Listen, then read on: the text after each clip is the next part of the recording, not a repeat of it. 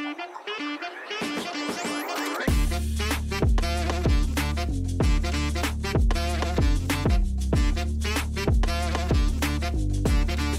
everyone, welcome to our new show, The Voice of Victories.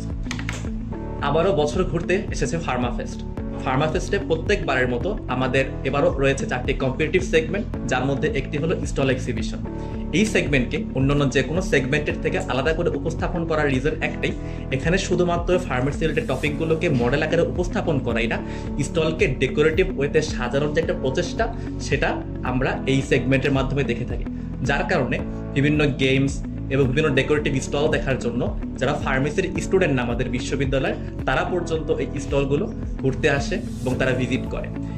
এবার আমরা আজকে আমাদের সামনে এনেছি স্পেশাল দুজন পার্সনকে, যারা গতবারের ফার্মাফেস্টে স্টল এক্সিবিশনে প্রথম স্থান অর্জন করেছে, যার মধ্যে একজন হলেন আমাদের সানজিদ ইসলাম ভাইয়া এবং আরেকজন হলেন সামিহা আলম চৌধুরী আপু। আমরা যদি শুরুতেই শুরু করে থাকি, আপনারা তো ফার্মাফেস্টে প্রথম স্থান অধিকার করেছেন বা ফার্স্ট প্রাইজ উইনার বা ডিফেন্ডিং চ্যাম্পিয়ন, যদি আমি ভুল করে না থাকি। এখন এই যে আমাদের যে ওভারঅল যে আইডিয়াটা, আপনারা ঠিক কিভাবে এসেছেন বা কি আইডিয়া ছিল, আপনাদের ইন্সপিরেশনের জায়গাটা কিরকম, যদি আমাদেরকে একটু সংক্ষেপে বলতেন। আচ্ছা, এই আইডিয়াটা আসলে এসেছিল স্টল দেওয়ার সিদ্ধান্ত নেওয়ার বেশ কিছুদিন আগেই।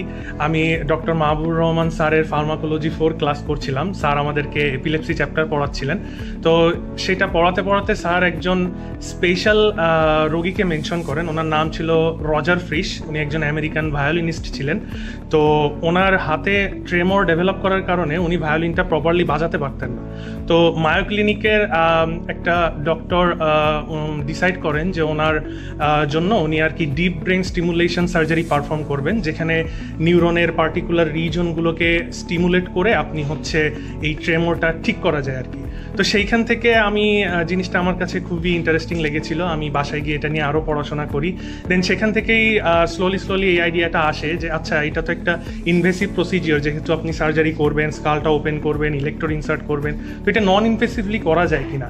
তো সেইখান থেকে আমি দেখলাম যে সায়েন্টিস্টরা কিছুদিন ধরেই চেষ্টা করছেন যে আলট্রাসাউন্ড, ফোকাসড আলট্রাসাউন্ড দিয়ে এই নিউরনগুলোকে কিভাবে স্টিমুলেট করা যায়। তো সেখান থেকে আসলে পড়াশোনা করতে করতে এই আইডিয়াটা আসা, এবং যখন আমরা ডিসাইড করি যে আমরা একটা স্টল এক্সিবিশন প্রেজেন্ট করব, তো তখন আমার কাছে মনে হয়েছিল যে এই টপিকটা কি প্রেজেন্ট করার মতো। সামিহা আপুর কাছে আমার প্রশ্ন সেটা হচ্ছে যে টিমের পার্ট হিসেবে আপনাদের ওভারঅল টিম এক্সপিরিয়েন্সটা কেমন, এবং এখানে আসলে একটা স্টল দেওয়ার পরে চ্যাম্পিয়ন হওয়া বা আমি যদি বলি যে ওভারঅল একটা ভালো রেজাল্ট বের করার জন্য টিম ওয়ার্ক ঠিক কতখানি গুরুত্বপূর্ণ, যারা জুনিয়র তারা জানতে চায় বিষয়গুলো, বিশেষ করে অনেকেই যারা ফার্স্ট টাইম স্টল দিচ্ছে। আমার কাছে মনে হয় টিম ওয়ার্কটাই আসলে one of the most important thing after the topic. কারণ একটা গুড টিম ছাড়া আমি যত ভালোই টপিক হোক না কেন, আমি কখনোই ওটা ইমপ্লিমেন্ট করতে পারবো না।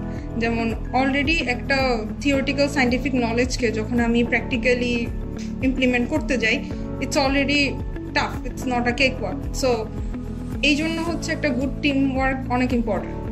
আমাদের টিমটাতে অনেক ব্যাচেরই স্টুডেন্টস ছিল, জুনিয়র ছিল, সিনিয়র ছিল। সো একটা গুড টিম ওয়ার্কের মাধ্যমে আসলে আমরা যে পজিশনটা পেয়েছি ওখানে আসতে পেরেছি। হচ্ছে দ্যাট। তো আই থিঙ্ক সবার মধ্যে ট্রাস্ট থাকাটা অ্যান্ড একটা গুড বন্ডিং থাকাটা, অ্যান্ড সব থেকে ইম্পর্টেন্ট হচ্ছে সবার ওপিনিয়নটা শুনে ওটা হচ্ছে সবাইকে এইটা ফিল করানো that there opinion counts, and I think that's the main thing. আচ্ছা, এই যে টিম ওয়ার্কটা করতে যাওয়া, এর মধ্যে তো ডেফিনেটলি চ্যালেঞ্জের একটা ব্যাপার থাকে যে না, আমি বাধার সম্মুখীন হচ্ছি বা মনে হচ্ছে যে না, এই জায়গাটায় কাজ করতে আমার খুব কষ্ট হচ্ছে। আপনাদের অ্যাজ এ চ্যাম্পিয়ন টিম কি মনে হয়, যখন এই টিম ওয়ার্কটা আপনারা করতে যাচ্ছেন, ঠিক কোন জায়গাটা আপনারা মূলত বাধার সম্মুখীন হচ্ছেন? আমার কাছে যেটা মনে হয়েছে, স্টলের ক্ষেত্রে স্টলের হার্ট হচ্ছে তার মডেলস, রাইট? এবং সবচাইতে বেশি ডিফিকাল্টি আসলে এই মডেলসগুলা বিল্ড আপ করতে গিয়েই আসলে ফেস করতে হয়। ফর এক্সাম্পল, আমাদের যে টপিকটা ছিল, it was actually a long process. It's like প্রথমে ভাইরাল ভেক্টর ইনজেক্ট করা হবে, সেটা গিয়ে নিউরনকে এফেক্ট করবে, নিউরন তাদের সার্ফেসে একটা টিআরপিভি আয়ন চ্যানেলকে এক্সপ্রেস করবে, দেন আলট্রাসাউন্ড গিয়ে আয়ন চ্যানেলগুলোকে স্টিমুলেট করবে, চ্যানেল খুলবে, আয়ন ঢুকবে, অ্যাকশন পোটেনশিয়াল হবে। তো এই টোটাল প্রসেসটা একটা মডেলের মধ্যে দেখানো, it was actually very difficult. Plus আমাদের স্টলের সামনে যে একটা টেবিল থাকে এটা কিন্তু খুব একটা বড় না। So if you build multiple models it's very hard to accommodate all of them. So এইটা নিয়েই আর কি basically first 2 weeks 3 weeks even a month you need to just figure it out যে কীভাবে এটা আমরা প্রেজেন্ট করতে পারি। তো এইখানেই দেখা যায় যে team work is very crucial, কারণ সবাই আসে, সবার আইডিয়া দিচ্ছে।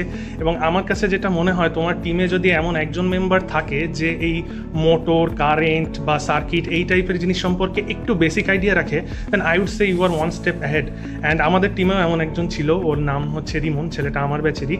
তো আমরা সবাই মিলে যেটা করতাম, ওকে আইডিয়া দিতাম, ও তখন বলতো যে এটা পসিবল কি পসিবল না, এইভাবেই আর কি আমরা ছোট ছোট স্টেপ নিয়ে গিয়ে। সবাই বলে যে একটা মডেল বিল্ড আপ করা, আমরা আইডিয়াটা আনলাম, আইডিয়াটাকে মডেল হিসেবে প্রেজেন্ট করা, এটা আসলে একটা বিগ টাস্ক।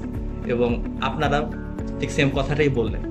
এখন এই যে এই মডেলটা তৈরি করার ক্ষেত্রে যারা মনে করেন, বিশেষ করে 241 242 যারা মনে করেন এবার স্টল দিচ্ছে, নিউ কামার আমি বলি, তাদের জন্য আসলে মেসেজটা কি থাকবে? তারা মডেল বানানোর জন্য, তারা আইডিয়াটাকে যে মডেলে যে রূপান্তর করবে, তাদের আসলে ঠিক কি কাজটা করা উচিত এখানে, বা তাদের স্টেপটা কি হওয়া উচিত?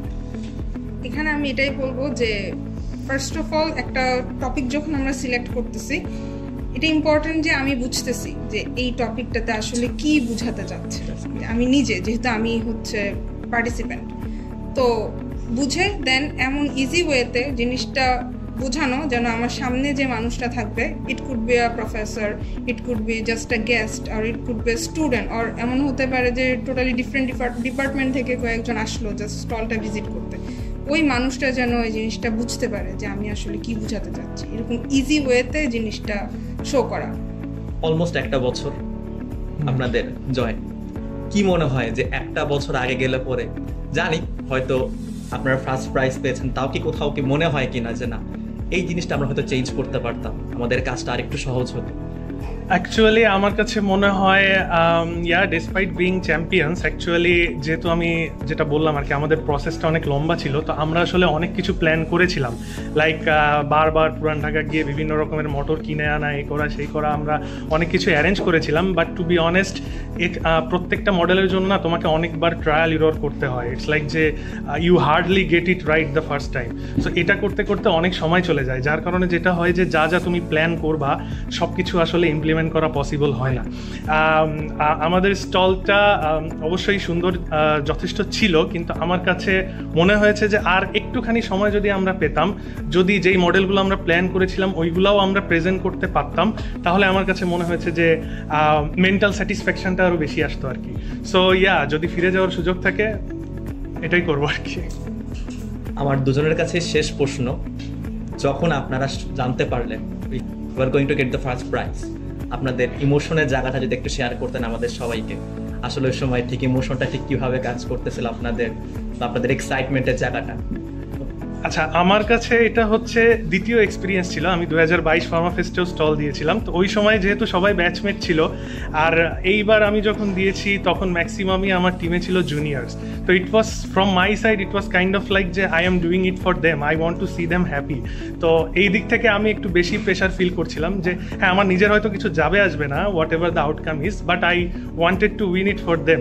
সো যখন এই অ্যানাউন্সমেন্টটা আসে অ্যান্ড যখন আমি সবার আগে আমি ওদের দিকেই তাকাই, and the kind of excitement and happiness I saw in their eyes, their faces, the way they were celebrating, it's very hard to describe in words. It was very exhilarating. Samiha? আর আমার ক্ষেত্রে একটা জিনিস বলবো যে লাস্ট আমি 2টা Pharma fest পেয়েছি। প্রথম ফার্মা ফেস্টে যেহেতু আমি অর্গানাইজিং টিমে ছিলাম, আমি আসলে স্টলগুলো জাস্ট দূর থেকে দেখেছি, আমি স্টলগুলোতে গিয়েও দেখতে পারিনি যে ওখানে কী চলতেছে। So I was like I wish আমিও পার্টিসিপেট করতে পারতাম, খুব ভালো লাগতো যদি ফ্রেন্ডদের সাথে মিলে একটা স্টল দিতে পারতাম। তো সেকেন্ড টাইম যখন ফার্মা ফেস্টটা পেলাম তখন I was like I got the chance right now. তো তখনই আমি ভাইয়াকে অ্যাপ্রোচ করছিলাম যে ভাই, আপনি যেহেতু আগের বার পুরস্কার পেয়েছেন, so let's make a team now and participate. So যে মুহূর্তে চ্যাম্পিয়নশিপটা পেয়েছি, শুনেছি অ্যানাউন্সমেন্টটা, তো ইউফোরিক আই উড সে। তো অ্যান্ড আমার ফ্রেন্ডরাও ছিল, so I was proud and also I was very happy. It was like that, I would say 3 words like grit made glory, mic drop. Thank you Sanif ভাইয়া, সামিহ আপু আপনাদেরকে আপনাদের মূল্যবান সময়টা আমাদেরকে দেওয়ার জন্য।